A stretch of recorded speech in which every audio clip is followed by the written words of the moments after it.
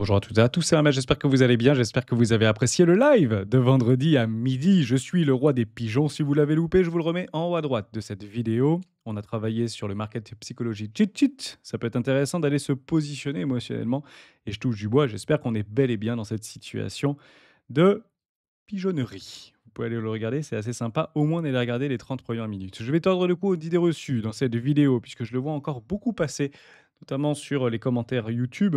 Je vais en parler dans cette vidéo et si vous l'attendez, bah, autant couper les écrans et on se donne rendez-vous dans 6 à 8 mois, pour être tout à fait honnête avec vous, puisque ça n'arrivera pas, très probablement pas, avant. Même si une crise extraordinaire venait à pointer le bout de son nez, ce que j'ai décidé de subir personnellement, et avoir du cash pour pouvoir potentiellement en profiter. On va parler de tout ça. J'ai fait un travail ce matin sur la blockchain tonne de Telegram. Je vous rappellerai un petit peu son histoire petit peu ses péripéties et il y a beaucoup de personnes qui attendent actuellement un signe, qui attendent potentiellement la crypto-monnaie native du réseau social Twitter proposée par Elon Musk. Il en a bien évidemment parlé il y a plusieurs années en arrière. Et si elle arrive, croyez-le ou non, mais barrez-vous. Barrez-vous puisque ce sera probablement un signal de top. J'en parle dans cette vidéo, on en parle maintenant.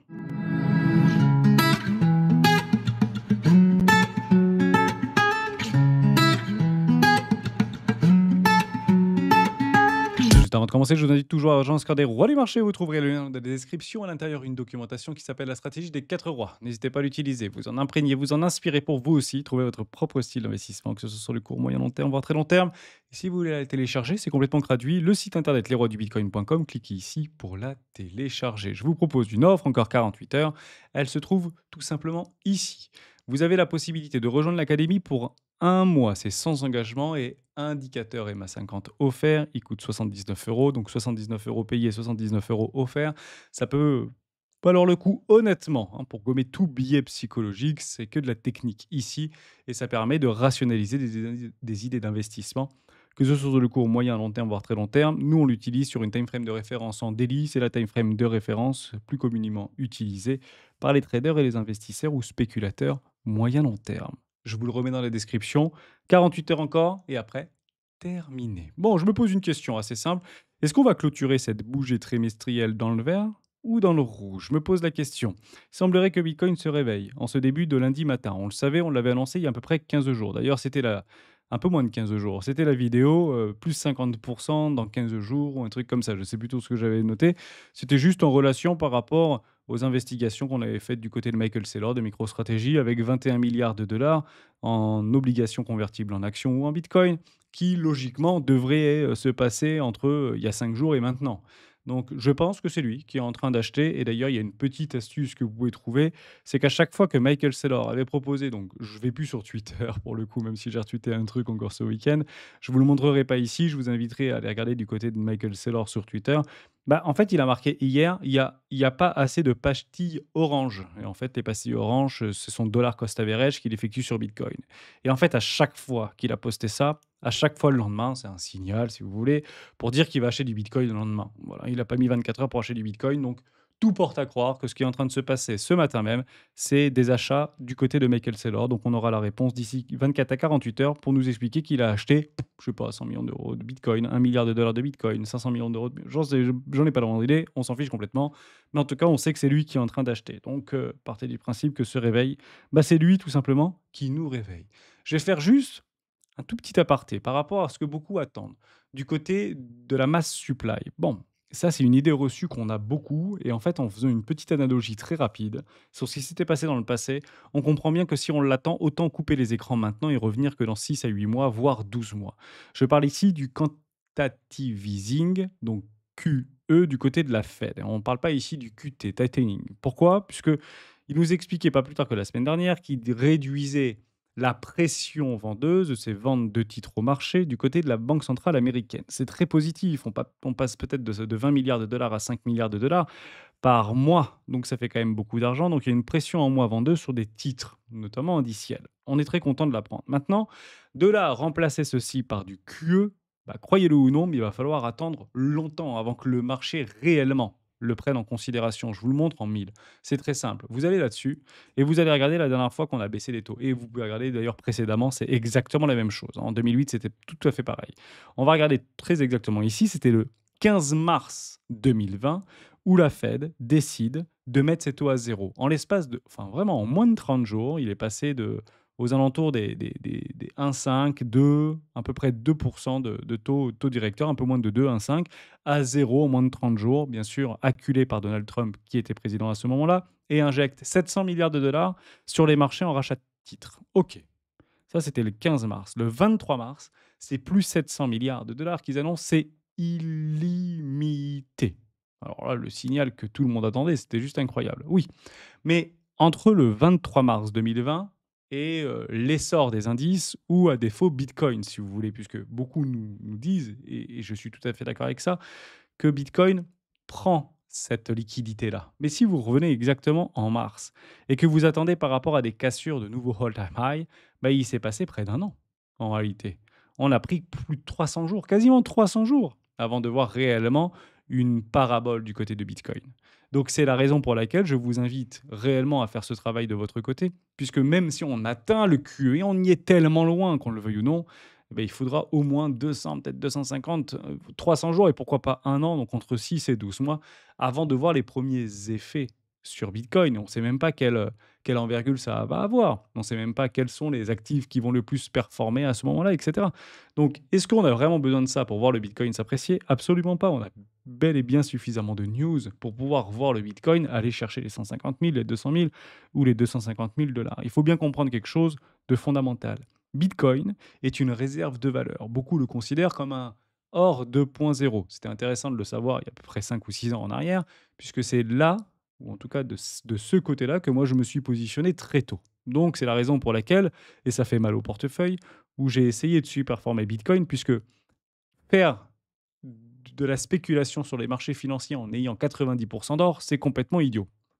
Donc, si on part du principe que Bitcoin est bel et bien une réserve de valeur or 2.0, le gold 2.0, bah, avoir 90% d'or dans son portefeuille pour essayer de surperformer les marchés, bon courage. Et au même titre que vouloir surperformer l'or. Donc, si vous avez 90 ou 95% d'or dans votre portefeuille, si vous voulez le superformer, bonne chance également. C'est la raison pour laquelle j'ai 95% de Halcoin actuellement, principalement Holzer, et actuellement, bah, ça fait mal. Voilà, on va pas se mentir, c'est comme ça. Mais comprenez-le comme suit. Bitcoin est une réserve de valeur effectivement numérique qui se comporte comme un asset à risque technologique. Je répète, qui se comporte comme un asset à risque technologique et non pas comme un asset technologique à risque.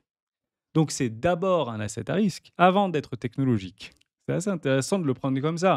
Et ça permet de comprendre que bah, finalement, Bitcoin, c'est le dernier des Mohicans à pouvoir performer un marché qui semblerait se réveiller. Donc il est très corrélé pour des phases baissières et très décorrélé sur des phases haussières. Et c'est là où je me suis posé la question par rapport à ce qu'on attendait. On attend du retail. Et le retail, en réalité, est déjà là. Et je vous explique pourquoi. En fait, c'est assez simple. Vous avez quelques données, notamment du côté du Bitcoin ETF Flow, qui nous expliquent que tout au début de l'apparition, donc c'était en janvier 2024, il y a eu un essor assez profond sur du retail qui s'était positionné sur les ETF au comptant. Et c'est la raison pour laquelle aujourd'hui, si on attend le retail venir sur ce marché, en réalité, il est déjà là depuis longtemps. Il est même arrivé en avance. Mais il est arrivé à travers des produits structurés, type ETF. Et c'est la raison pour laquelle, très tôt, on a vite compris qu'à peu près 40% des ETF au comptant Bitcoin, ARK Invest, Bitwiz, Ibit, etc., étaient principalement à 40% du retail. Alors du retail avec des capitaux, bien évidemment, hein, on ne parle pas forcément de monsieur et madame tout le monde ou des personnes à faible pouvoir d'achat, mais partez du principe que le retail tel qu'on le considère aujourd'hui est déjà sur ce marché et il y est déjà très tôt. Aujourd'hui, on l'estime à peu près à 30%. Donc où sont passés les 10%? Bah, ils ont vendu, tout simplement. C'est la raison pour laquelle on peut partir du principe que cette déconvenue, cette dégradation sur Bitcoin est principalement due non aux institutionnels, et c'est là peut-être que l'erreur qu'on peut faire par rapport à une distribution institutionnelle, mais plus par rapport à du retail. Et en réalité, les institutionnels renforcent leur position actuellement dans Bitcoin, et ça, on le voit bien sûr de partout. Ça m'a fait sourire de voir ça passer sur le Discord, que Arthur Haynes, alors, ancien CEO et fondateur de Bittrex, qui nous explique que le bottom probable est à 77 000 dollars, alors qu'il avait annoncé 70 000 dollars. Je vous avais annoncé 77 000 dollars, mais c'est pas ça. Le plus intéressant, c'est que lui, il estime que Bitcoin va arriver bientôt aux 110 000 dollars avant de retourner sous les 77 000 dollars. Donc, en gros, voilà ce que Arthur Hayes nous propose. Grosso modo, une envolée du désert, puis prise de liquidité, puis retourner ici sous les 77 000 dollars. Bon, grosso modo, ce qu'on appelle une trompette, tout simplement. Et c'est jouable. Et je vous avais dit, il n'y a pas plus tard qu'il y a 10 jours en arrière, qu'on devrait avoir une forme de boucherie. Ça risque d'être difficile, et en tout cas très volatile. Pourquoi? Parce que tout ce que nous attendons sur ce marché, bah, il est déjà dans le cours, en réalité. Donc tout ce qui est entre maintenant et tout ce qu'on peut attendre demain, donc en somme, c'est vraiment des achats à ce moment-là de réserves souveraines, différents États américains, d'autres pays, un réveil, des nouvelles news, etc. C'est ça qu'on va attendre. Et si on les attend, on va donc le pricer, bien évidemment. Je pense qu'il n'en faut pas beaucoup plus en réalité pour avoir une formidable envolée et un bull run, puisque ce bull run, on est déjà d'ores et déjà en train de le vivre et on le vit de façon anticipée. On l'a même anticipé bien trop tôt par rapport à la cyclicité. Et c'est pour ça qu'on a l'impression que tout est inversé actuellement par rapport au cycle 2021, mais tout semble plutôt bien fonctionner par rapport au cycle de 2017, tout simplement. Bon, maintenant que je vous ai donné ça, ce qu'il fallait que je regarde principalement, et c'est la raison pour laquelle je décale un tout petit peu cette vidéo et que je la posterai un tout petit peu plus tard, c'est que j'ai regardé la blockchain Ton. Pourquoi Ton? Puisque beaucoup attendent une crypto-monnaie du côté de Twitter. Twitter, c'est un peu plus de 650 millions d'utilisateurs aujourd'hui. Ton, donc Telegram, c'est à peu près 1 milliard. Si je vous refais l'analogie de Ton, en fait, ça a été un projet qui avait déjà été lancé en 2018. Intéressant de le savoir. Honnêtement, suivez-moi là-dessus, puisque c'est assez prenant à observer. Et ça a été annulé, un petit peu à l'image de Libra, si vous voulez. Donc Telegram avait repris l'initiative de Libra, Libra qui avait abandonné par rapport à des pressions, notamment des institutions américaines, principalement du côté de la SEC. Et ici, en 2019, il avait réussi à lever près de 2 milliards de dollars pour sa blockchain Ton. Bon, finalement, blocage, les Américains disent non, il abandonne le truc, il rembourse tout le monde. Donc Telegram a remboursé tous les initiateurs, tous les VC, tous les fonds qui avaient investi pour l'ordre de 2 milliards de dollars. Quelques mois après, j'irais presque année après, c'était très exactement en 2021, la communauté Telegram et une partie de développeurs de la communauté Telegram décident de le reprendre et de le développer et de proposer. Et ça, c'était très exactement en 2021. Donc bravo, puisque c'était le signal de top en réalité par rapport à un réseau social qui était très et d'ores et déjà très utilisé. Et ça a été un des signaux de top. Donc vous voyez ici, en 2021, le truc, il explose littéralement, il prend 700%. C'était déjà aux alentours des 5 milliards de dollars de capitalisation à l'époque. Donc une belle blockchain jusqu'à preuve du contraire. Et aujourd'hui, il est à 9 jusqu'à avoir monté à 25 à peu près milliards, 27 milliards de dollars de capitalisation. Donc on peut partir du principe qu'aujourd'hui, si Elon Musk, par exemple, lançait un token du côté de Twitter, peu importe, bah, ça vaudrait entre 20 et 30 milliards de dollars de capitalisation. Enfin, c'est à peu près ça. Je pense que c'est plutôt une bonne fourchette. Et bien que ça pourrait potentiellement poser un top générationnel cyclique. Et c'est ça aussi qu'on peut attendre à court terme. Hein, dans les 6 à 8 mois, je pense que c'est imminent. Quand on voit que Donald Trump il a lancé son token, je ne vois pas ce qui empêche Elon Musk de lancer son token de réseau. Je pense que ce sera un top, tout simplement. Donc c'est incessamment sous peu, on peut le prendre comme suit. Est-ce qu'on le valide, est-ce qu'on ne le valide pas? Moi, ce que j'ai regardé, c'est est-ce qu'il y avait une forme de décorrélation par rapport à Ton vis-à-vis de Bitcoin ou vis-à-vis du reste du crypto total? Pourquoi? Parce qu'il me semblerait bien que Ton, en tant que blockchain, est très directement axé sur du retail. C'est ça qui est peut-être très intéressant à regarder et à observer. C'est la raison pour laquelle je vous ai fait cet exercice-là. Je vous ai pris Bitcoin, d'ailleurs. Ici, c'est assez intéressant. Bitcoin, c'est que des boîtes. En réalité, il y en a 6 qui font empiler et on est à la troisième boîte actuellement. Pourquoi? Je l'ai posté juste ici. Je le vois, donc je vous le montre, tout simplement. Donc, je vais aller dans Analyse graphique, juste ici. Ça peut faire sourire, mais bon, censé de constater que ça fonctionne plutôt pas trop mal. Vous le prenez ici, ce sont des boîtes. Donc ici, on a la troisième boîte, il en manque deux et ça tomberait pile, c'est assez drôle, hein, aux alentours des 230 000 dollars à peu près. Et c'est exactement ce qu'on avait fait. Donc j'ai fait un copier-coller par rapport à mes parts à range et je me suis dit, si je les colle, ça va jusqu'où? Et en fait, j'ai halluciné quand c'est tombé exactement là-dessus. Honnêtement, j'ai pas fait exprès, j'ai dit, ok, c'est assez intéressant parce que ça semble plutôt pas trop mal se positionner. Donc là, je pense qu'on est par là actuellement, puisque c'est assez décousu ce qu'on est en train d'observer. Et c'est parfaitement ce qu'on est en train d'observer ici. On est un petit peu entre deux mondes. On vient chercher le bas et puis potentiellement, bon, vous avez compris le truc, c'est que des boîtes et on va empiler les boîtes. Et je ne suis pas le seul à le faire, puisqu'aujourd'hui, les institutionnels le font. OK pour ça. Reprenons par rapport à Ton. Parce que Ton, il y a une forme de décorrélation. Ici, vous avez compris que quand ça explose littéralement, on est sur le top. Donc, signe de top, on peut tous les prendre. C'était BT, c'était Bito, c'était machin, c'était le TF sur les futurs, c'était Ton, c'était machin. Bon, grosso modo, des news qui sont catalysantes, destinées à pouvoir donner pleine satisfaction au retail, c'est des signes de top. Voilà, il faut plutôt le prendre comme ça. Puis derrière, vous avez des cassures. Quand on casse en fait des trends, ici vous voyez, bah là en fait il y a des grosses divergences qui sont en train de se mettre en place. Pour moi, ça c'est bear market. Et vous voyez qu'on l'avait bien avant en fait le bear market si on prenait la blockchain Ton. Ici on va faire une structure et derrière le marché se retourne. Et à chaque fois, on voit une forme de décorrélation. Vous voyez, ici on est sur des bottoms, ici on n'était pas sur des bottoms. En fait, on était en train de monter alors qu'ici on était en train de descendre. Puis derrière ça descend, ici ça monte. Puis ici ça stagne, ici ça stagne. Ici on était sur une magnifique envolée du désert, ici on était plutôt sur une dégradation douloureuse. Puis latéralisation, latéralisation, breakout. Breakout ici, bah breakout par le bas pour Ton. Donc ici, on se dit, bah non, en fait, c'est un faux signal. Le retail n'est pas là, entre guillemets. On vient pas, donc à qui on vend nos tokens? Et ben, vous voyez bien ici. Mais alors, c'est assez chirurgical, hein, soit dit en passant. Vous pouvez le prendre comme ça, faites des travaux. Moi, j'aime bien faire ces travaux-là.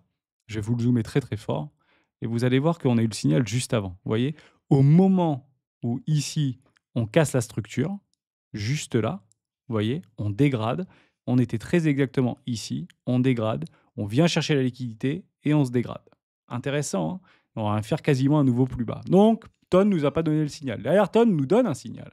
Puisque ici, si je tire un gros trait, on a une espèce de canal ici, hein, un biseau de rétrécissement, et on le casse très exactement là. C'est ici que le retail commence à arriver. Et c'est assez drôle de l'observer, puisque le retail arrive exactement en mars 2024. Or, vous le voyez bien comme moi, l'ensemble du marché crypto, et notamment Bitcoin, avait déjà fait un magnifique rallye haussier. Ok, ça c'est intéressant. Donc il y a une forme de décorrélation. Qui est en retard, qui est en avance. Regardez bien parce que ça va devenir croustillant. Moi j'aime bien utiliser des trends. Et ces trends, elles sont plutôt jolies. Ici, quand on arrive exactement sur un top, au niveau de tonnes, bah, ici le Bitcoin avait déjà topé depuis très longtemps. Vous voyez ici, il y a une divergence. Retail, institutionnels qui prennent des profits. Les holders long terme prennent des profits. Alors que le retail, lui, arrive via notamment les mêmes coins, etc., hein, puisque Ton a vraiment beaucoup propulsé, un petit peu à l'image de Solana à ce moment-là. Mais Bitcoin, lui, continue à dégrader. Et à ce moment-là, il se passe quoi? Il se passe que Ton fait un breakout, juste ici. Alors, je l'ai très, très mal tracé, mais c'est très exactement là. Et au même moment où, juste avant, j'ai presque envie de dire, Bitcoin explose littéralement. Mais c'est ridicule en termes de timing, je trouve ça juste fou. On va le faire comme ça. Moi, j'aime bien regarder ces trucs-là parce que ça me donne éventuellement des signaux avant-gardistes. Vous voyez, ça tanne ici. Là, je pars, alors que lui, ça faisait longtemps qu'il était déjà parti. En fait, Bitcoin, il était déjà sur un nouveau all-time high, ici sur les 73 000 dollars ou quasiment un double bottom, alors que Ton, lui, n'avait pas encore cassé, n'avait pas encore breaké. Bon, derrière, on sait ce qui s'est passé. C'était plutôt du côté de Donald Trump, donc ça n'a pas forcément grand-chose à voir avec Ton. Une divergence, et ici, ça top. Ton n'a pas réaccéléré, le retail n'est pas là, derrière. Dégradation. Donc, la conclusion que ça me porte, c'est très simple. C'est un, le retail en a marre. Il est là sans être là. Il est plutôt en train de capituler, voire en train de vendre. Mais ce que je viens de remarquer, c'est ceci. Si je fais exactement la même chose que j'ai fait précédemment, par rapport à ma petite traîne, on vient de le break. Ici. On vient juste de break, très exactement là, au niveau du tonne. Et ça, je pense qu'il faut le jouer. Ça, je pense qu'il faut le jouer, puisque Bitcoin n'est pas en retard. C'est lui, généralement, qui est en retard. Donc, je pense que Bitcoin est en retard actuellement. Derrière, il va nous faire un espèce de truc complètement fou. Et si j'observe que Ton, lui, n'a pas encore cassé ses trends, à ce moment-là, je joue Ton. Parce que Ton, c'est plutôt le token du retail. Ce qui est tout à fait normal, puisque c'est un token de réseau social, jusqu'à preuve du contraire, qui, depuis 2023-2024, a été récupéré par Telegram, hein, en tout cas qui fortement poussé, si vous voulez, par Telegram. Et je pense que ça peut être un bon play à jouer, un bon trend à jouer, et de regarder comment se comporte Ton par rapport à Bitcoin, dans une forme de décorrélation, ici les tops, ici le bottom, ici voilà, ici une magnifique divergence, bah, ici on voit bien que ça monte. Enfin, je trouve ça assez fou de comment se comporte de façon assez opposée la blockchain Ton par rapport à Bitcoin. Certains le feront avec Ethereum, d'autres le feront avec BNB, certains vont le faire avec Dogecoin. Je trouve ça assez intéressant. Partez du principe que le prochain qui signalera le top n'existe pas. Je vais vous expliquer pourquoi. On peut partir du principe que c'est Ton qui a lancé en fait le signal d'une des crypto-monnaies les plus communautaires au monde et on peut partir aussi du principe très décentralisé dès ses débuts, puisque ça avait été droppé de façon massive. Et juste avant, en 2021, c'était plutôt Dogecoin qui nous avait donné le signal de top. Or, lors de, enfin, le 2017, le signal de top. Et en réalité, est-ce que ce ne serait pas une nouvelle crypto-monnaie qui nous donnerait un signal de top à ce moment-là? Si on devait le jouer comme ça, il faut attendre la nouvelle, peut-être celle de de Elon Musk, pas forcément de Donald Trump, même s'il tweet encore des trucs, ça me fait juste marrer. Le machin, il prend 10%, vous avez compris. C'est que dalle, quoi. Même le président, il n'arrive pas à essayer de shield son propre token. Enfin, je trouve ça complètement dingue. Mais bon, il faut vivre dans le monde qu'on est, hein, c'est comme ça. J'en attends peut-être un prochain. Et j'attends éventuellement celui effectivement de Twitter. Et c'est la raison pour laquelle, si on attend un petit peu de grain à moudre pour pouvoir essayer de catalyser une émotion par rapport à ce que pourrait devenir le marché des cryptoactifs, bah, je pars du principe qu'en fait, on attend quand même beaucoup de choses. Et j'entends beaucoup de personnes dire qu'on n'attend plus rien. Si, on attend plein de choses. Je vais vous en lister trois d'ailleurs, des choses qu'on peut attendre. On peut attendre le fait que les grosses GAFAM mettent à disposition de pouvoir payer en crypto-monnaie leurs différents produits et services. Ça, ce serait complètement fou.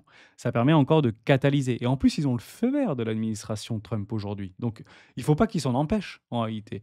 La deuxième chose, ce serait de voir d'autres réseaux sociaux proposer leur propre crypto-monnaie. Je parle de Twitter, mais ça peut être autre chose. Ça peut être Facebook. Ne nous attardons pas sur Twitter. On peut s'attarder sur Facebook. Et Facebook est 4 à 5 fois plus gros aujourd'hui que Twitter. Ça peut être Google qui propose sa propre crypto-monnaie. Ça peut être TikTok également, même s'il y a peu de chance vis-à-vis de la vendetta qu'il y a actuellement du côté chinois. Même si les Chinois peuvent détenir des bitcoins sans problème, mais ils n'ont pas le droit de faire des transactions avec. Bon, vous avez compris le truc. Vous avez Snapchat qui est aussi un tout petit peu plus gros, encore une fois, que Twitter. Donc ça peut être intéressant de regarder quels sont les réseaux sociaux qui vont commencer à s'apprécier et à conserver. Je pense que c'est en cours, pour être tout à fait franc. Donc, est-ce que ça joue en initié, etc. J'en ai pas la moindre idée, mais c'est évident qu'à un moment donné, on va sortir des tokens de réseaux sociaux parce que c'est une suite complètement logique, jusqu'à preuve du contraire, d'une idée du tout décentralisé. Donc, soit on choisit bah, la centralisation et à ce moment-là, bah, on vend, quoi. Et finalement, bah, c'est un mauvais présage et un mauvait marché. Et il n'y a que Bitcoin qui pourra éventuellement performer. Soit effectivement, les réseaux sociaux, de par une volonté communautaire de vouloir se réapproprier ses propres identités digitales, on ne pourra le faire qu'à travers cette technologie aujourd'hui qui est disponible, accessible et suffisamment bien construite. Solana, Ethereum, Cosmos, Avax, ce que vous voulez, on peut imaginer à peu près tout ce qu'on veut. Sui également, Aptos, pourquoi pas. Et je pense que ça va réellement avoir une signification assez forte. Donc vous avez compris que si Google, si Apple, si alors Apple le fera probablement en dernier, voire le fera probablement jamais avant une dizaine d'années, parce qu'ils font toujours les trucs avec 10 ans de retard, Apple. Mais partez, ils sont, je n'en vois pas la pierre, mais je l'ai souvent dit sur les rois du Bitcoin, Apple sont des bons copieurs, hein, ce ne sont pas forcément des innovateurs. Et le premier à avoir fait un écran 100% tactile, c'était Nokia. C'était pas Apple, jusqu'à preuve du contraire. Donc, c'est parce que souvent on me dit ça. Oui, mais qui c'est qui a fait l'iPhone? Bah, l'iPhone, c'est Nokia qui l'a fait en premier avec un écran 100% tactile. Il a juste moins réussi à le vendre, c'est tout. Mais voilà, bon, peu importe, vous avez compris un petit peu l'idée. Donc voilà, moi je regarde ça. Je pense que s'il y a eu une envolée, une cassure de traîne par rapport à Bitcoin, avec une belle envolée pour revenir chercher les 90 000 dollars, vous savez que moi je joue tonne. Voilà, parce que Ton peut vraiment essayer de décoller et de surperformer Bitcoin. Donc je ferai un swing trade là-dessus. Et j'ai essayé de chercher tout au long de la matinée des tokens qui ressemblaient un petit peu à ça. Franchement, j'ai pas trouvé. J'ai regardé du côté de Dogecoin, etc. J'ai fait pas mal d'analogies et j'ai pas réellement trouvé. Mais j'ai trouvé ça assez fou du côté de Ton et de Bitcoin, cette forte décorrélation. Elle est assez dingue cette décorrélation. Vous voyez ici, nouveau plus haut, ici bottom, ici nouveau plus haut, ici bottom, ici nouveau plus haut, ici bottom, ici nouveau plus haut. Je trouvais ça assez fou de voir en fait comment un petit peu les flux de capitaux se propageaient au niveau de ces deux blockchains. Et pourquoi Ton? Parce que Ton, c'est près de 10 milliards de dollars de capitalisation. Donc c'est plus que Avax, ça reste une belle blockchain quand même. Bon, c'est pas pour ça que je vais mettre all-in dessus, mais je pense que c'est jouable pour avoir une forme d'anticipation. Voilà, et comme moi j'aime bien jouer les trends, bah, je viens d'avoir un signal de trend que j'ai vu ce matin, c'est pour ça que je vous en parle. Ici, breakout, donc potentiellement une accélération du côté de tonnes qui pourrait être incessamment bientôt, et donc un rattrapage de Bitcoin qui pourrait être très violent. Et ça concorde par rapport à Michael Saylor, que si oui ou non, il achète beaucoup de Bitcoin. Donc on le saura de toute manière d'ici 48 heures à peu près. Il n'achète pas tout d'un coup au même moment, donc on l'attendra d'ici mercredi, peut-être d'ici jeudi. Et donc je me pose la question. Mettez-les-moi dans les commentaires, ça m'intéresse. Sachant que on sait que d'ici très peu de temps, on aura la résolution. Donc ça, je vous l'avais dit ici par rapport à mon Shoppiness Index. Donc on voit qu'on a une forme de, allez, une petite respiration. Beaucoup me parleront d'un Dead Cat Band. Si vous voulez jouer le Dead Cat Band, c'est peut-être trop tôt pour le jouer. Il faudra une latéralisation. Donc ça, on le jouera plutôt avec Géo et on aura la semaine pour en parler du Dead Cat Band. Donc si vous voulez sortir à ce moment-là, ce serait une bonne occasion de sortir, se hedger, prendre un short, vous faites ce que vous voulez. Mais c'est trop tôt pour en parler actuellement. Ça sert à rien d'avoir 3-4 jours d'avance si on fait des vidéos quotidiennes. Mais ça c'est quelque chose qu'il faut prendre en considération. J'avais mis cette trend, je l'avais stoppé moi d'ici à fin mai. Voilà, très exactement ici, fin mai. Donc je lui mets au 2 juin, 26 mai. Vous avez compris, je suis en hebdomadaire ici. Et on est vraiment en train de se dégrader. Donc j'ai tous les signaux par rapport à mon Shopee qui m'expliquent que la direction est prise. Donc, quoi qu'il se passe sur ce marché, la direction est prise. Elle sera violente, volatile. J'ai mon cross au niveau de mon stock RSI. Pour moi, la direction est prise. Ma seule question est de savoir, c'est est-ce que d'ici à la fin mai, donc c'est quand même assez bientôt, hein, c'est d'ici à peu près 2 mois, enfin, vraiment, on peut se laisser 2 mois, est-ce qu'on sera à 60 000 dollars ou est-ce qu'on sera à 120 125 000 dollars?